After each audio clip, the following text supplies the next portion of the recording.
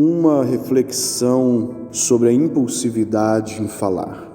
O ser humano, naturalmente, é um ser comunicativo. A comunicação é uma necessidade básica e primordial. E a linguagem tem uma importância muito grande no processo da comunicação. A habilidade da fala revela o meio mais eficaz de comunicar informações e expor anseios. A fala é capaz de transmitir abstrações, de materializar pensamentos, de trazer aos olhos a imagem do que antes estava apenas no pensamento. A fala é, dentre tantas coisas, um meio de extravasagem. O livro santo diz que pela boca se expressa o que não suporta mais o coração. E isso em todos os sentidos, inclusive no negativo. Pela fala se revela intenções, desejos e os segredos mais íntimos. O ser humano é como uma panela de pressão, que tem um limite de conteúdo e uma capacidade pré-definida pelo Criador. Desse modo, como a panela de pressão possui uma válvula de escape, assim o homem também. E o falar é essa válvula de escape. Falar, portanto, é uma questão de sobrevivência. Falar é basicamente a matéria-prima das terapias. Apenas pelo simples ato de expor em palavras os sentimentos, a pessoa já se sente relativamente melhor.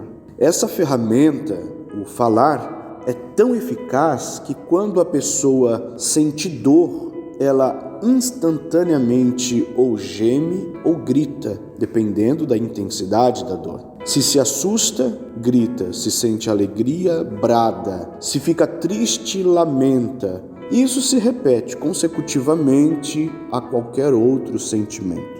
A fala se revela uma prática até mesmo inconsciente. Por isso se ouve frequentemente o conselho: pense bem antes de falar. Isso porque supõe-se ser possível falar antes do pensamento. No entanto, sabemos que tal ação é impossível. Na verdade, o pensar nesse conselho refere-se a considerar as consequências daquela fala. Quais resultados ela poderá produzir? É ponderar todos os cenários possíveis em decorrência de tal fala. É a partir desse aspecto que chegamos na questão da impulsividade. A fala, por mais que seja uma necessidade humana e uma habilidade exclusiva da humanidade, ela não é incontrolável. É preciso ser condicionada ao propósito e não à emoção. Quando a Bíblia diz que até um navio é controlável, por maior que ele seja,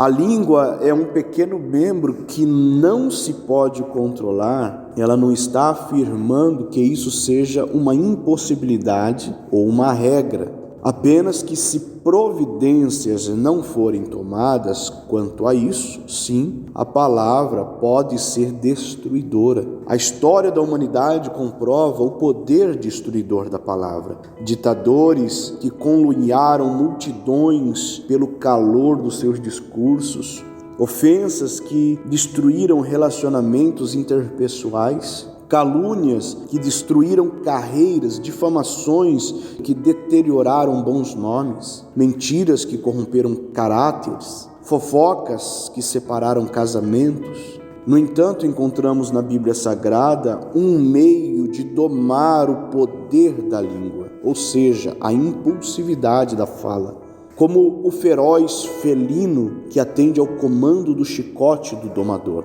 A pessoa bendita do Espírito Santo nos dá dons para isso. O dom da palavra é um deles. Tal dom visa nos capacitar a falar do modo mais produtivo possível, nos faz extrair o que de melhor há no maravilhoso poder da fala. Se não nos submetermos à habilidade do Santo Espírito, falaremos, mas não no melhor sentido, não da forma mais adequada, na maioria das vezes sem pensar. Não é sem razão que o apóstolo abortivo disse ao seu pupilo Timóteo que este fosse exemplo em tudo, inclusive na palavra, ou seja, no modo de falar. A intenção é que ele fosse capaz de adequar a fala ao ambiente em que se encontrasse, à classe de pessoas com quem estivesse. Falar bem com todos indistintamente, mas a cada um adequadamente ao seu contexto,